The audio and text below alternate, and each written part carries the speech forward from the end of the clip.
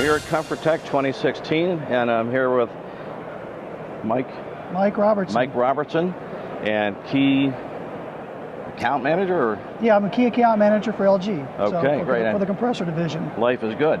Life is good, isn't it? That's right, yes. So, what do we have here?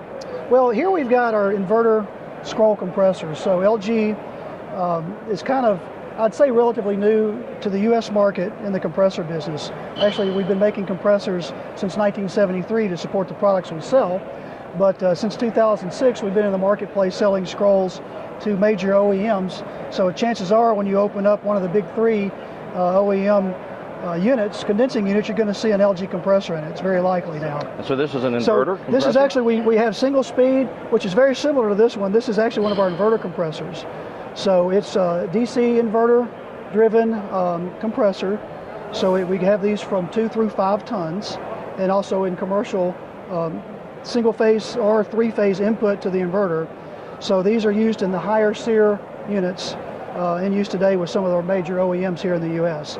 So it's driven by an inverter. It's a 3-phase DC inverter driven motor, and same typical internals as far as the scroll mechanism itself, but you know, it's got a little bit different from the single fixed speed for oil supply, because as you know, being a mechanical contractor yourself, the slower speeds, the less oil is circulating through the system. So this actually has some proprietary technology that has oil delivery at these slower speeds for inverter-driven compressors. So on the gas side, on the suction side, can you walk us through how this Yeah, and works? there's actually, you might be able to watch the video above us because it's playing right here, but you've got the scroll movement. So you've got a fixed speed or a fixed scroll, and then you've got an orbiting scroll. So that the orbiting scroll is on the bottom here, and it's driven by a shaft in the motor. So it orbits or moves in a circular motion, doesn't spin, but it orbits. And so the gas is drawn in, and as it orbits, the gas is continually compressed until it gets to the center, and then it's driven out the discharge. And the gas that comes in, that also keeps the motor cool, correct? It does. It keeps the motor cool and the mechanism itself. Now, one of the things that LG is a little bit different on than our competitors, one is we've got all copper stubs. So some of our competitors use steel-clad copper, which isn't as friendly to a service guy. So as we would know very well. As we know, if we get our torch too hot, or you're standing on your head trying to get a compressor soldered in, you know, you'll be appreciative of the all copper stubs. So yes, the gas comes in, keeps the motor cool. We've got some proprietary things to help starting. So we've got little reed valves in the scroll, so as it starts, if there's any gas captured in there, the reed valve lets it escape, so we can start at lower torque. Yep. And then we've also got, that's something that's different. And then we've got a vacuum device. So everybody hear that, oh, scrolls, you don't want to run a scroll in a vacuum, and it's true.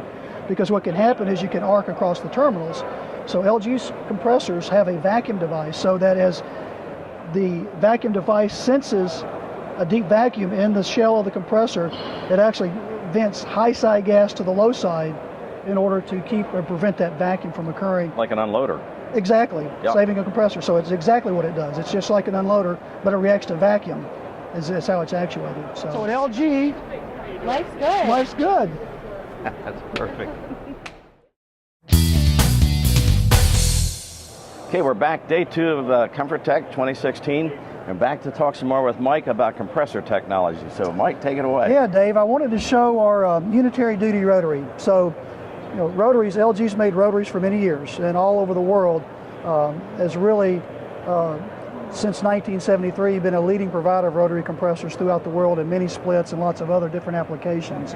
One of the things, though, in the U.S. is rotaries aren't well thought of, especially for unitary applications. You may remember the Fetters experience, I'll call it, in the late 70s or early 70s, I forget. It's been a lot of years, but a few of these gray hairs came from that. And exactly, and a few of my hair loss has probably come from that. But rotary didn't have a very good entry into the U.S. market because there were issues. Then I will just leave it at that. But one of the things people should understand is rotaries have come a long way since the 70s, and the rotaries of today are much more robust. They're quieter, they're more efficient, and you're starting to see them come back into the U.S. market, into split system air conditioners. So we've got LG's version here, which is we're working with OEMs on, and it's much more robust, it's quieter. Just anecdotally, I put one of these in my house, in a unit, and with the scroll next to it, this one actually is much quieter of a unit that's of a similar size. So that's a bit of a surprise. It really is, and I was expecting the opposite, and I actually was very pleasantly surprised to see that this unit is actually quieter than the scroll next to it. So I was gone excited. are the days of having to worry about putting a condenser unit on the sleeping side of a house? I don't know if I'd go that far. Now, some people, I guess to each his own. I love hearing my unit run at night. I like that white noise. So being in the industry, a lot of us don't mind. So I guess that's something you need to probably catch with your homeowner. But yeah, I mean, for me, it's not very loud at all. And it's not like the units in the 70s where you had to make sure that the exactly, condenser was well away from the bedrooms. Exactly. It's a lot different now. So this unit has a different oil charge for unitary units. It's got a accumulator here. You know, we don't want liquid getting into the unit.